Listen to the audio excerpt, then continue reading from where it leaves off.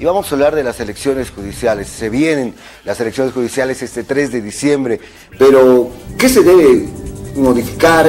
¿Qué ha cambiado en la justicia boliviana? Vamos a hacer una evaluación junto al doctor Eddie Cóndor. Doctor, bienvenido, un gusto tenerlo acá en El Mañanero. Un gusto estar aquí como siempre y compartir con la teleaudiencia de Red 1. Bueno, ¿qué debería ocurrir considerando lo que señala respecto a presentar un nuevo Poder Judicial? Se ha buscado una nueva imagen, dándole mayor veracidad al Poder Judicial a través de las elecciones de la población.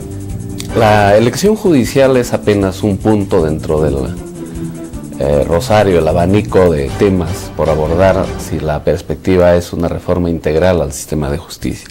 Es un punto de partida, o sea, no debemos asumir que la elección popular de altas autoridades judiciales resuelve el problema. El problema es mucho más amplio. Sabemos que tenemos una crisis estructural del sistema de justicia, en consecuencia, el abordaje tiene que tener una magnitud mucho más amplia. El mecanismo que se plantea y está demostrado en la experiencia comparada debería ser la aplicación de una política pública o la generación, la construcción de una política pública, que es un esfuerzo mayor de parte del Estado.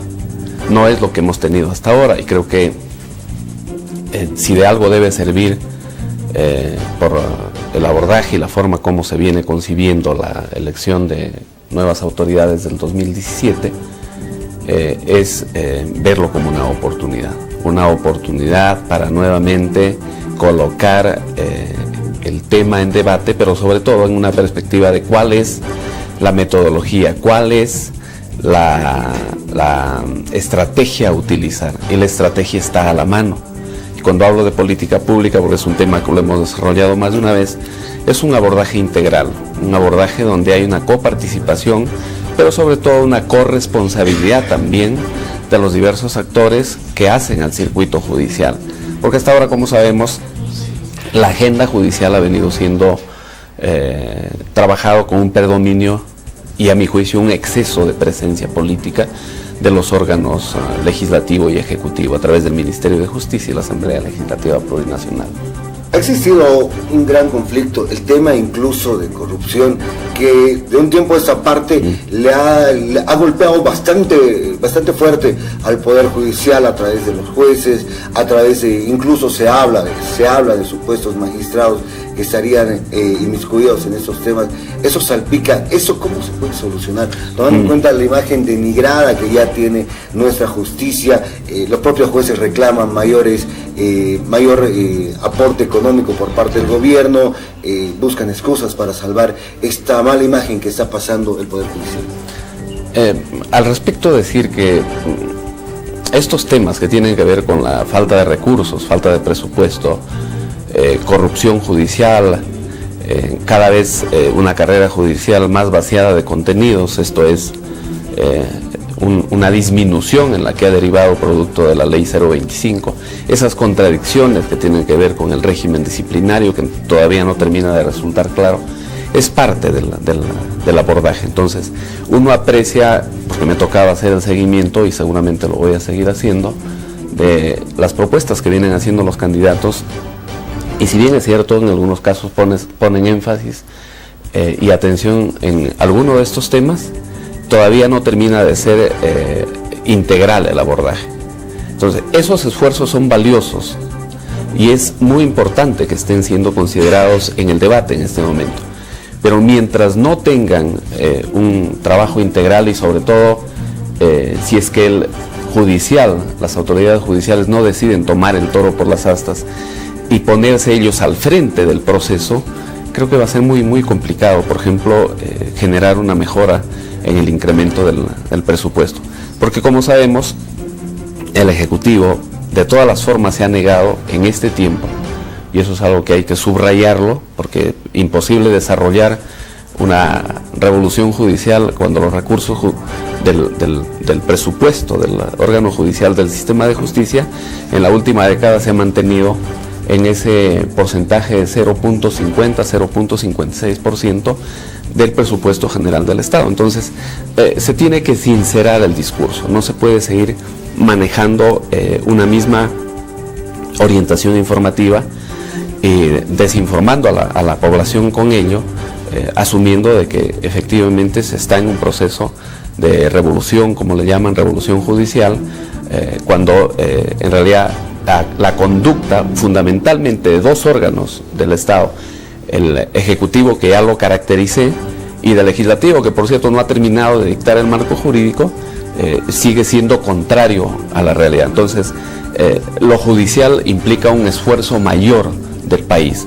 Los compromete a ustedes, lo compromete a la universidad, a las denominadas organizaciones sociales, que deberían en realidad hacer un control social, una participación en perspectiva de control social, pero informado, no como lo ha venido sucediendo, como se ha venido dando en estos últimos tiempos.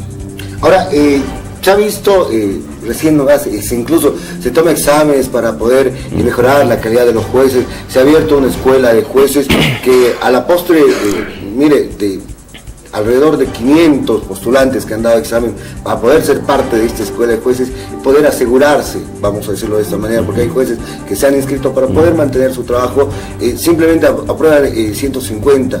¿Qué pasa con esto? ¿Los propios jueces no están actualizados, no están informados? No creo que sea ese el problema. El problema es que no hay carrera judicial en Bolivia.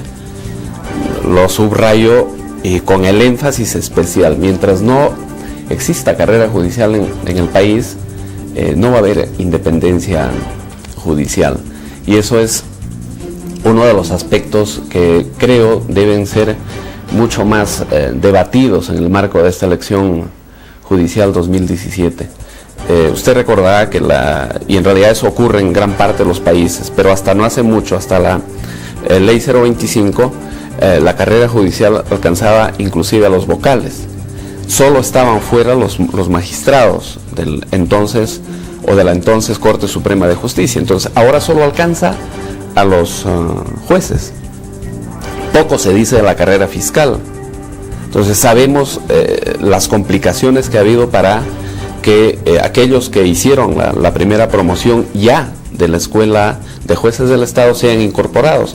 Sabemos toda la situación que ha generado esos nombramientos que todavía no terminan de tener un respaldo jurídico cierto, pese a que hay una jurisprudencia del Tribunal Constitucional Plurinacional que se esperaba sea atendida, sea respetada en la orientación en la que se ha dictado.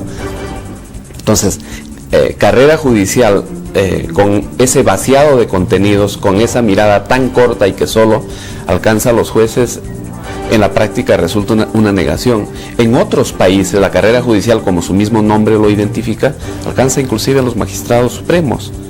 Y es que se ingresa a la función judicial en el papel, en la tarea que corresponda, y realmente es un proceso de ascenso basado en la meritocracia, que es otro aspecto que tiene que marcar la relación en adelante o debería marcar, aunque aquí todavía estamos muy lejos.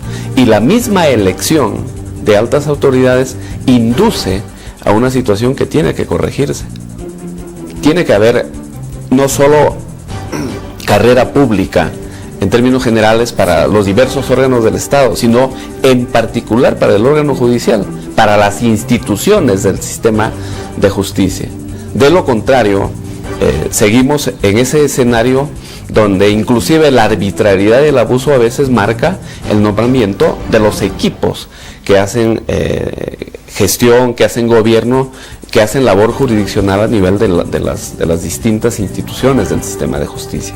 Bueno, doctor, queremos agradecerle por su presencia. Es amplio este tema del Poder Judicial y tiene varios puntos que tratar. Lo estaremos invitando, como siempre, para que sigamos conversando de estas elecciones y de lo que es el Poder Judicial. Con mucho gusto.